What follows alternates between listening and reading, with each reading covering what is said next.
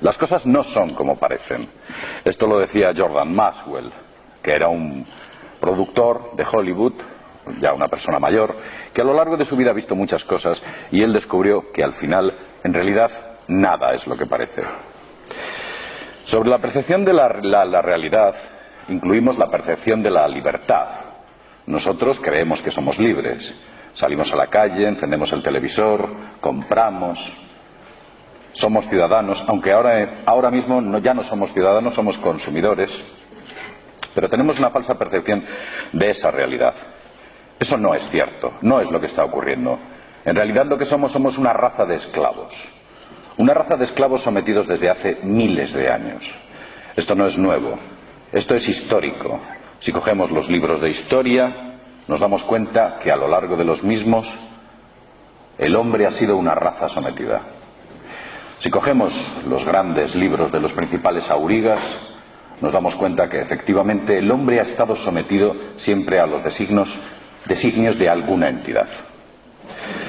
Hay un ejemplo que pone David Icke, el gran David Icke, y que es para mí un ejemplo muy claro. Él dice actualmente también, que él se siente como una vaca que va por un prado, se siente feliz y está con el resto de las vacas que pastan alegremente y bueno, pues son tratadas bien por los humanos. Entonces, como vaca que es, un día descubre que algo no cuadra.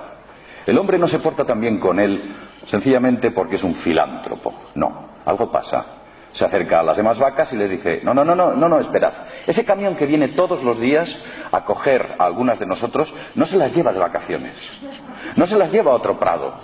No, se las lleva a un enorme edificio donde las degüellan, las sacan toda la sangre, las cuelgan degolladas, las hacen paquetitos para que después los humanos las compren y nos coman. El resto de vacas la miraban como diciendo, pero tú estás loca, ¿qué me estás contando? Eso es imposible. Además yo tengo acciones en esos camiones, voy a ganar una pasta. Eso no puede ser cierto. Pues eso es lo que nos ocurre. Nosotros tenemos una falsa percepción de la realidad. La realidad es otra. Lo que pasa es que desde que nacemos nos implantan en nuestro cerebro pequeños programas, pequeños axiomas. Son reglas fijas e inamovibles que cuando alguien intenta derrumbarlas nos negamos. Nos negamos porque sencillamente derrumban todos nuestros pilares de la lógica. Pero si somos analíticos y recurrimos a esa lógica de verdad, nos damos cuenta que estamos en una sociedad de control.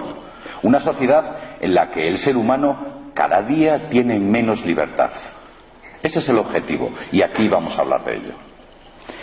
Como ya he dicho antes, a lo largo de la historia de la humanidad ha habido muchos libros sagrados.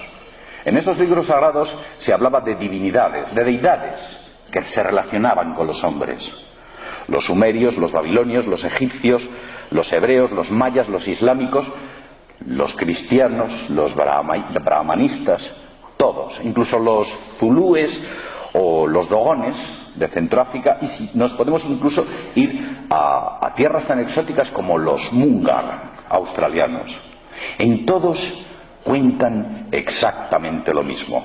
Existen unas variantes o una serie de aditivos que hacen que la historia parezca diferente, pero no lo es. En realidad la historia siempre es la misma. Alguien nos crea, y nos crea para algo. Nos crea como una raza de esclavos que sirve a esas deidades. La implantación de los reyes, los faraones, los emperadores y los actuales dictadores a todos los niveles no es casual. Esos reyes y esos grandes aurigas que dirigieron los pueblos a unas terribles guerras fratricidas a lo largo de miles y miles de años, no fue casual.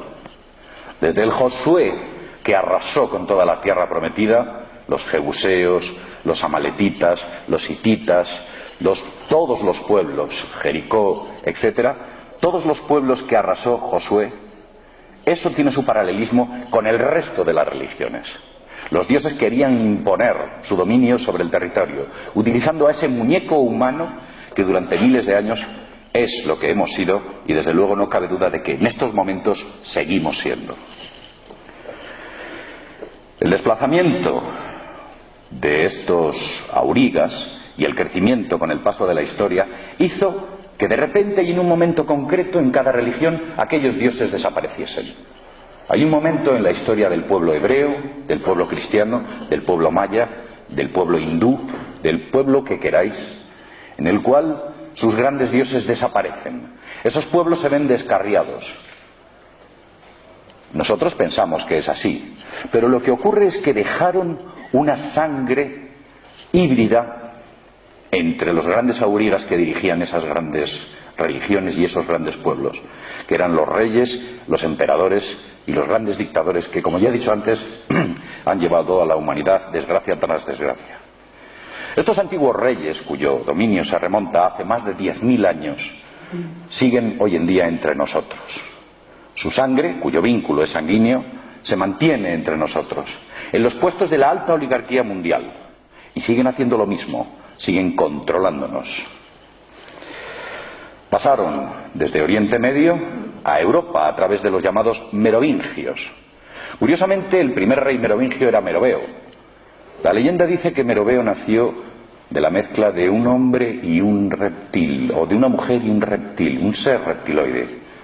Y a partir de ahí comenzó la estirpe de los merovingios, que posteriormente fueron los templarios, que posteriormente fueron la orden de la masonería, que posteriormente invadieron Inglaterra, tomaron el poder de Inglaterra y posteriormente, a través del Mayflower, en 1620, pasaron a los Estados Unidos de Norteamérica, que posteriormente hicieron la potencia mundial número 1, la nueva Roma, el país que conquista el mundo.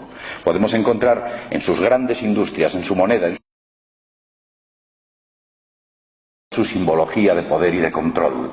Ellos siempre han estado ahí, no hay más que mirarlo. Esos símbolos que se remontan al pasado siguen manteniéndose hoy vigentes. El papel del humano en la raza, el papel del humano en el drama de la historia, es muy simple. Nosotros trabajamos para ellos. Nos levantamos todos los días, hacemos una rutina, una serie de trabajos adicionales de un tipo, de otro tipo, de otra naturaleza. Nos mantenemos esclavos. Nuestro modus vivendi diario, nuestra forma de vivir, aquello que nos proporciona la capacidad económica, el recurso económico que nos hace libres, porque recordemos que la libertad en Occidente es la libertad económica. Si usted tiene dinero, tendrá libertad. Y si no tiene dinero, no la tendrá. E incluso si no tiene dinero, a lo mejor está cometiendo un delito. Pues eso existe, y la libertad económica la han buscado a costa de saquear nuestro trabajo y nuestro esfuerzo. Nuestro sentido y el sentido que tenemos alrededor del trabajo diario es absurdo. En realidad producimos. Se habla del hombre productivo, el hombre que produce para que un oligarca quizás asentado en una isla del Pacífico, un paraíso fiscal remoto, cobre un 10% de beneficio adicional. Ni siquiera sabe quién es usted.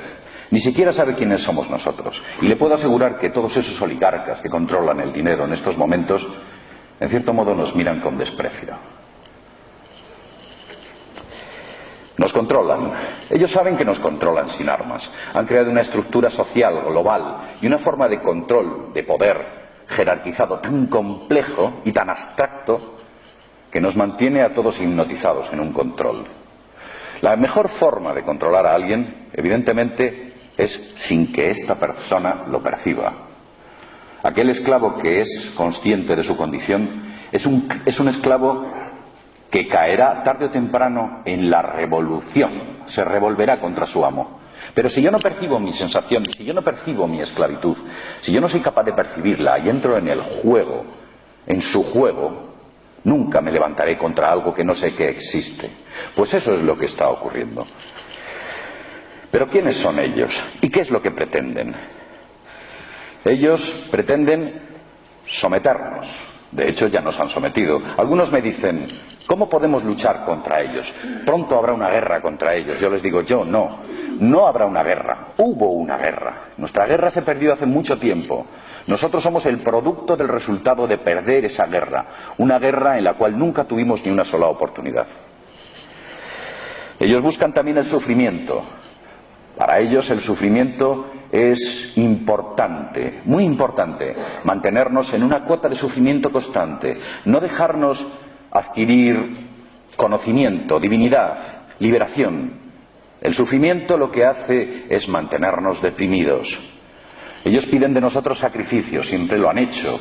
nos piden sacrificios, sacrificios que en realidad son beneficios para ellos. Nos piden dolor constantemente. Una religión cristiana, por ejemplo, como es la de una religión como la del cristianismo, evidentemente que estoy hablando de ella, es una religión basada y asentada en el dolor. Toda la iconografía cristiana es dolor. ¿Por qué? Porque los dioses eran conscientes de que nos tenían que tener sometidos dentro de los márgenes del dolor. Siempre, el sufrimiento, el dolor, la contrición. Pero ¿cómo han conseguido eso? Evidentemente, en el occidente actual lo han conseguido deprimiéndonos. Nos han deprimido. Nos hacen ambiciosos. Nos hacen competitivos. Competitivos entre nosotros mismos. En vez de mirar hacia otra dirección, miramos hacia el que tenemos al lado. E intentamos ganar una carrera que jamás ganaremos. Y ellos desde arriba se ríen y disfrutan, porque desde luego nunca alcanzaremos sus metas, sus cuotas. Ellos llevan ahí toda la vida, llevan 10.000 años. Y quizás más. Y otra cosa muy importante que han conseguido en la actualidad, y gracias a los medios de comunicación y los juguetes que nos han dado, es eliminar la conexión de nuestro hemisferio derecho con el hemisferio izquierdo. Eso es muy importante. El hemisferio derecho es un hemisferio creativo, es un hemisferio imaginativo, es la parte femenina del ser humano, es la parte que crea. El hemisferio izquierdo es la parte que actúa, la parte masculina, la parte que no piensa, sencillamente realiza una función. Al desvincular una parte del cerebro con la otra, al darnos la información ya mascada, sin capacidad y sin posibilidad de ser analizada, nosotros nos volvemos borregos. En realidad nos volvemos más borregos, porque ya lo somos. Entre otras cosas, para deprimirnos, utilizan cánones de belleza, cánones de éxito. Esos cánones de éxito siempre relacionados con buenos coches, televisiones, casas. Ellos siempre juegan con nosotros, con los cánones. Nos crean una idea de lo que deberíamos ser. Una falsa idea. En realidad nos crean una idea de lo que debería ser el consumista adecuado. Hay un ejemplo. Hace poco se está dando, desde hace tiempo, se está dando una cantidad de dinero a la gente que tiene hijos. Eso es una forma de fomentar el consumismo. En vez de dar una ayuda social, se da dinero. Con ese dinero muchas familias seguramente irán a un gran supermercado y comprarán esa maravillosa televisión de plasma, de muchas pulgadas. Pues lo que se hace es fomentar el consumismo, en vez de crear servicios sociales que cubran las necesidades de sus ciudadanos. Eso es un grave error. ¿Pero por qué hacen eso? Porque nos consideran consumidores. Entre nosotros, como ya he dicho, nos crean la ambición, nos proponen metas inaccesibles, metas socialmente inaccesibles, laboralmente inaccesibles. Vemos como ese American Dream, ese sueño americano, lo quieren importar dentro de nuestro país o de aquellas fronteras en las que usted se encuentre. Usted va allí y puede triunfar. Eso es falso. Solamente usted podrá triunfar cuando pertenezca a esa élite o esté vinculado a esa élite de la que he hablado al principio. Yo sé muy bien que en otras charlas he dado datos muy claros, empíricos, unos datos milimétricos de esto ocurre por esto, y en esta ocasión quizás esta charla esté un poco más abierta a lo que podríamos denominar el pensamiento. Piense usted, eso es lo que tiene que hacer. En realidad ellos también nos engañan constantemente. Para ellos la mentira es fundamental. Sus grandes pensadores, entre ellos Leo Strauss, uno de los creadores del neoconservadurismo, lo dice: al pueblo hay que alimentarle con la mentira. Y son los sabios, esa élite oligárquica, los que tienen que alimentar a ese pueblo con la mentira. Ellos acallan las voces disidentes. Nuestra voz es una voz muy pequeña, somos una minoría. Pero como bien dice y reza uno de los dichos que he podido leer en el Congreso, que dice que la verdad, aunque esté en minoría, sigue siendo la verdad. Efectivamente, así es y siempre ha sido. Y en muchas ocasiones todas las verdades comienzan siendo minorías para convertirse en grandes mayorías y posteriormente ser desnaturalizadas. Nos engañan.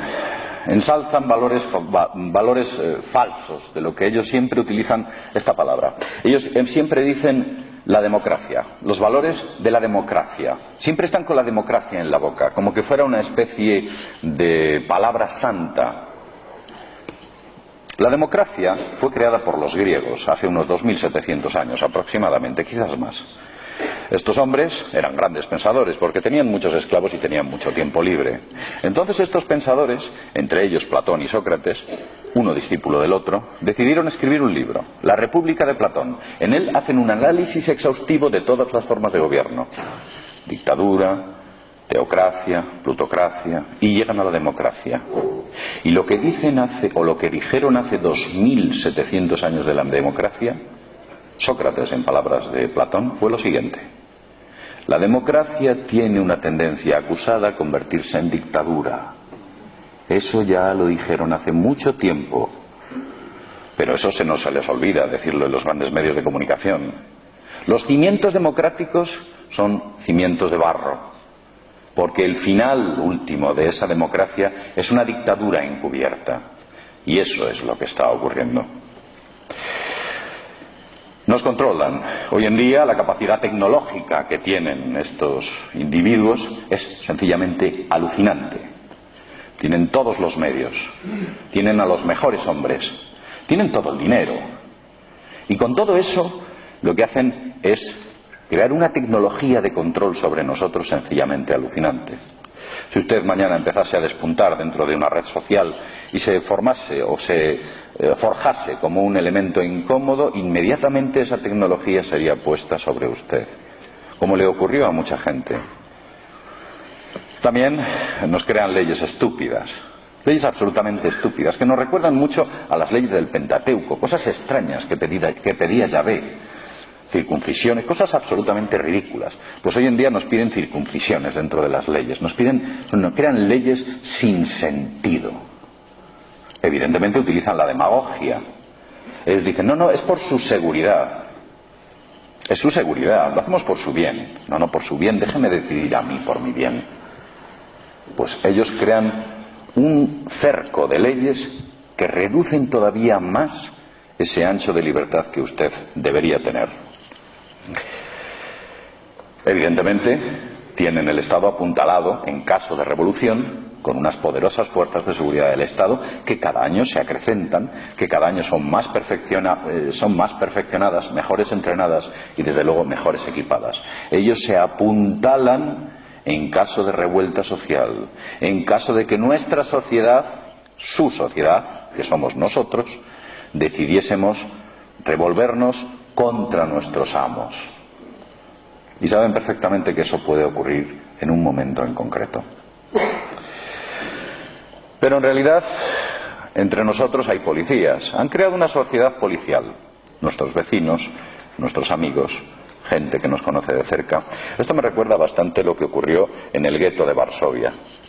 El gueto de Varsovia fue una zona dentro de Varsovia creada por los nazis. Una zona dentro de Varsovia donde metieron y hacinaron a 400.000 personas, 400.000 judíos. Los metieron allí a todos. Los nazis no tenían tropas suficientes para controlar a estos 400.000 judíos y decidieron crear una cosa. Decidieron crear una policía judía que controlase a los judíos. Y esa policía se llamaba los Kapo, los Kademenpolizen, los Kapo. Y los capos se volvieron elementos muy crueles con sus propios camaradas y con sus propios compañeros y con sus propios, digamos, compatriotas. Eran terribles, torturaban, asesinaban, golpeaban indiscriminadamente. Eran tipos absolutamente crueles. Y sin embargo, eran de su misma clase social, eran de su misma procedencia. No eran nazis. Eran judíos. Pues eso ya ocurrió en el gueto de Varsovia. Nos reprimen, reducen nuestra libertad de decisión al máximo. Nosotros ya no decidimos, ellos deciden por nosotros. Usted no tiene que decidir nada. Yo le digo lo que tiene que hacer. Usted tiene que conocer la ley. Y si no, tengo los medios de comunicación que se la explicarán claramente. Siempre, como ya he dicho antes, con la coartada de la seguridad. Unas leyes que saquean, unas leyes que nos saquean económicamente. Pero que usted no sabe por qué nos saquean económicamente. Lo he dicho antes, porque la libertad en Occidente es una libertad económica. Y si a usted le quitan poder adquisitivo, le están reduciendo su libertad. Y esto lo saben muy bien. Para ellos es muy importante, para su oligarquía, mantenerle con una capacidad económica pobre.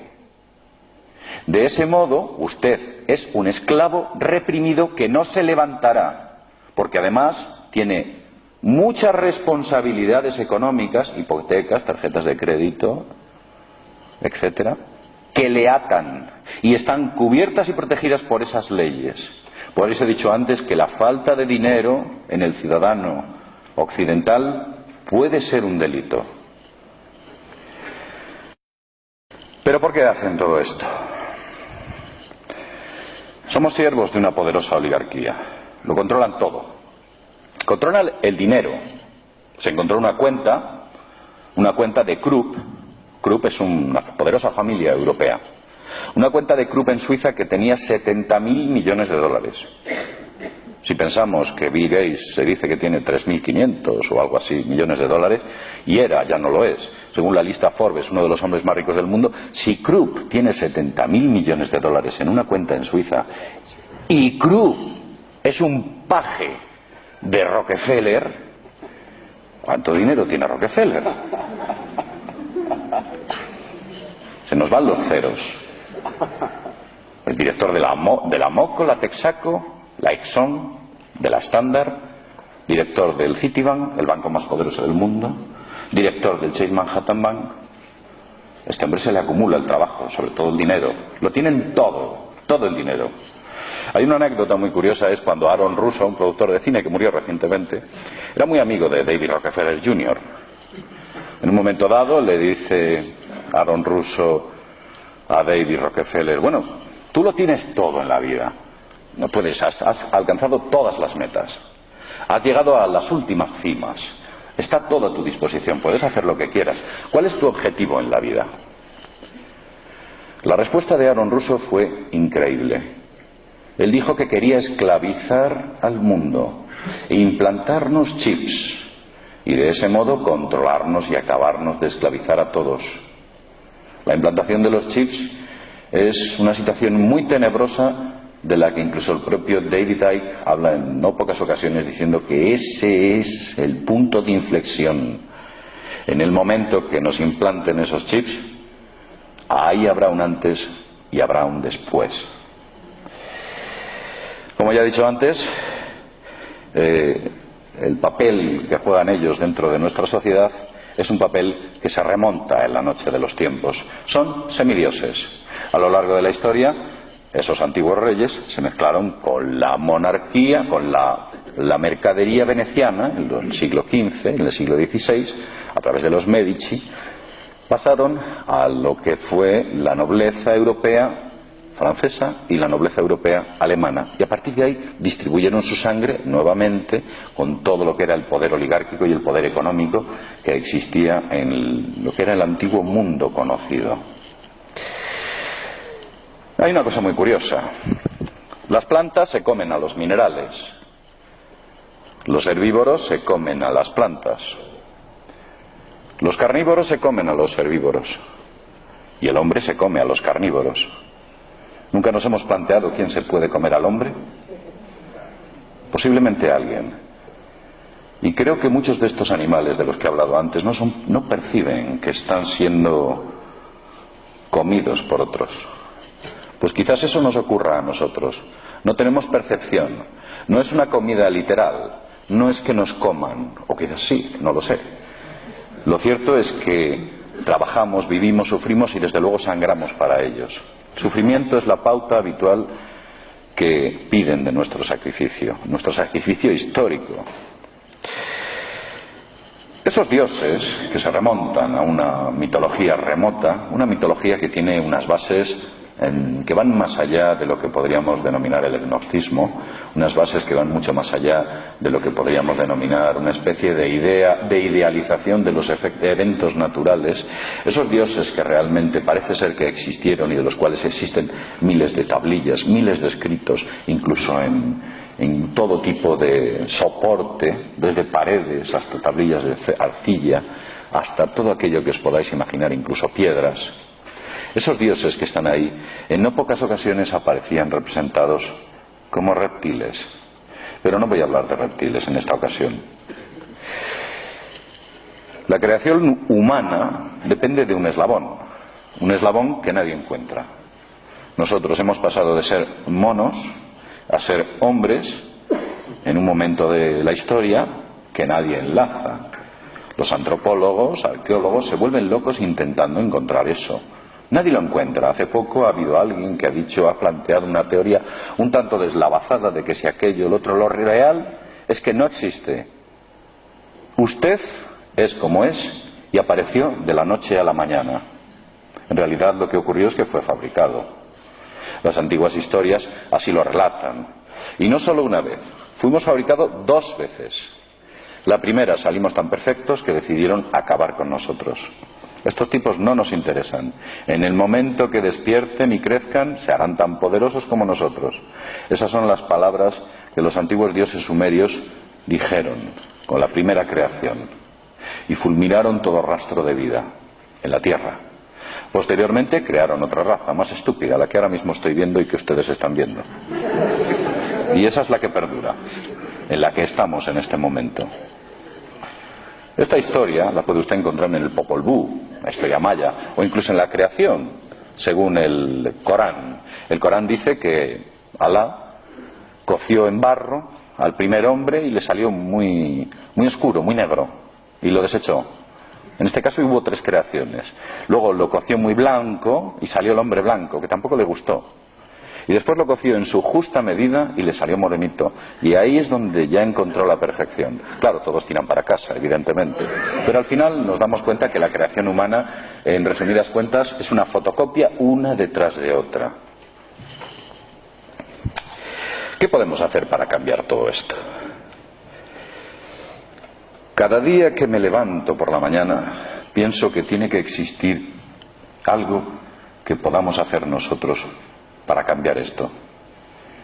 Y pienso en ello. ¿Qué puedo hacer yo dentro de mi unidad para cambiar esta situación? Para despertar a mis iguales. ¿Qué puedo hacer yo para dejar de estar sometido? Para que exista un mundo igual. Quizás en un futuro lejano, 1000, 2000, tal vez 3000 años, alguien se levante y se encuentre con una sociedad justa, un hombre libre de la esclavitud económica a la que nos han impuesto.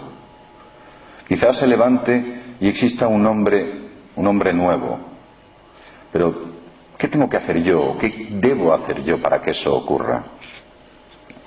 Yo les diría a todos ustedes que, en primer lugar, no he encontrado la fórmula adecuada, la fórmula perfecta. Sí que es cierto que me he levantado muchas mañanas pensando en ello, como he dicho antes, pero por mucho que pienso en ello, no consigo dar con la fórmula y sospecho que no daré con ella.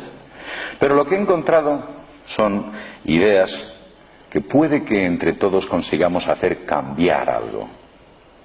En primer lugar, les diría que es importante crear conciencia.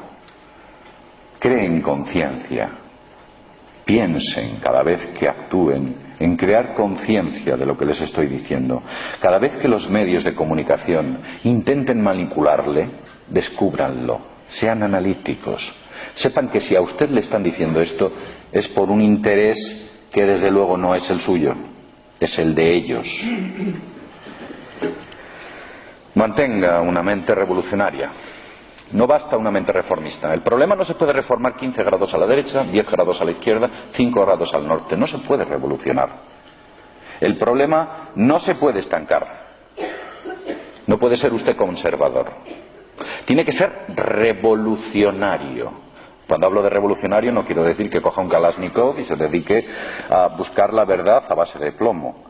estamos utilizando y estamos hablando de otras cuestiones, mucho más inteligentes y que posiblemente tengan mucho más resultado. Decía Shakespeare que la pluma siempre vence a la espada, y es cierto. Utilice su cabeza y posiblemente obtenga más resultados que esos revolucionarios que, no sé si con mucho o poco acierto, intentan cambiar parte de esa sociedad en la que están inmersos. Yo le pediría que sería más analítico, se lo he dicho antes, insisto, sea más analítico, analice, no se quede en analizar a su vecino cuando hace una cosa, no se quede en analizar a su jefe, no sea analítico con su esposa, con sus hijos, sea analítico con ellos. Es ahí donde tiene usted que ser analítico. Conspiran contra usted. Lo han hecho durante miles de años. Los reyes caen por las conspiraciones. Los presidentes son asesinados por las conspiraciones. Las guerras se producen por las conspiraciones. La historia está forjada por las conspiraciones. Y luego nos llaman conspiracionistas. Nos deberían llamar historiadores. Otra parte importante es que usted debe ser más espiritual. Es muy importante. Debemos alcanzar un alto grado de espiritualidad. La espiritualidad humana nos eleva por encima de los animales. Parece que el ser humano está embrutecido. Como decía Unamuno, es el cojonudismo. Ese cojonudismo que parece que nos hace a todos gritar cuando juega una selección, un grupo de multimillonarios que posiblemente si les pagasen menos no ganarían tantos partidos, y aun pagándoles lo que les pagan todavía los pierden. Yo creo que deberían cobrar más todavía. Pues sea más espiritual, eso es importante. Y otra cosa importante dentro de esa espiritualidad y fuera de ella, no actúe como misionero. No intente convencer a la gente. No vaya por ahí diciéndole a la gente y contándole a la gente constantemente este tipo de cosas y este tipo de cuestiones.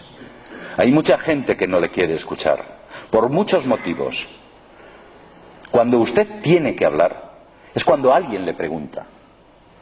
Nunca dé un paso hacia él si él no lo ha dado antes hacia usted.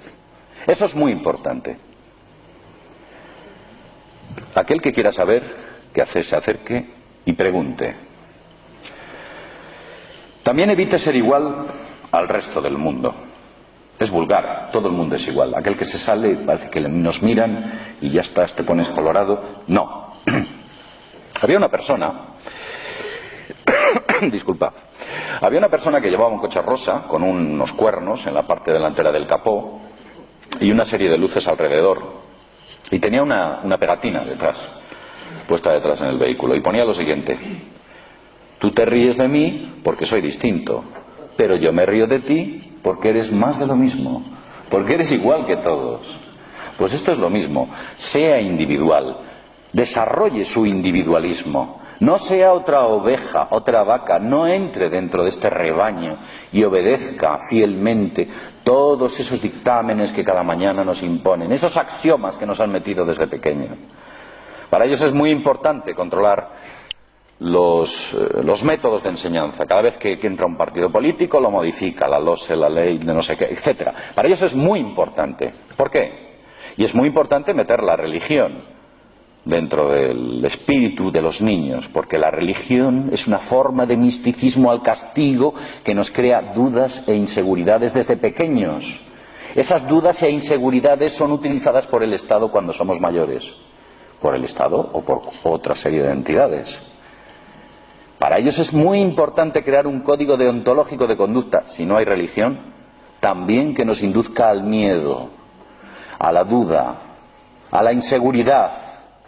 Para ellos es fundamental crear esa inseguridad, plantar esa semilla desde pequeños, porque cuando ese árbol florezca, usted ya no podrá hacer nada contra él.